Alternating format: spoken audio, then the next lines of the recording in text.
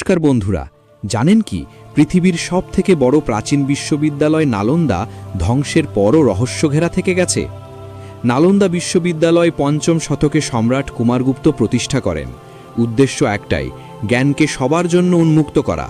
তখনকার দিনে শুধু রাজপুত্র নয়, সাধারণ মানুষও এখানে শিক্ষা পেত, যেখানে হাজার হাজার ছাত্র বিশ্বের নানা প্রান্ত থেকে পড়তে আসত।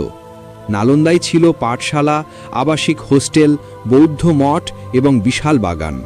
নালন্দার সবচেয়ে বড় গর্ব ছিল এর লাইব্রেরি। এখানে ছিল প্রায় ৯ মিলিয়ন পুঁথি, অজস্র গ্রন্থ। কিন্তু ইতিহাসের সবচেয়ে বড় ট্র্যাজেডি, ১১৯৩ সালে বখতিয়ার খিলজির আক্রমণে নালন্দা পুড়ে ছাই হয়ে যায়। প্রায় ৩ মাস লেগেছিল আগুন নিভতে, এবং আজও এর ধ্বংস থেকে যে ইতিহাস আমাদের মিলে তা অবিস্মরণীয়। এই বিস্ময়কর নালন্দার গল্প ভালো লেগে থাকলে লাইক, শেয়ার এবং সাবস্ক্রাইব করতে ভুলবেন না।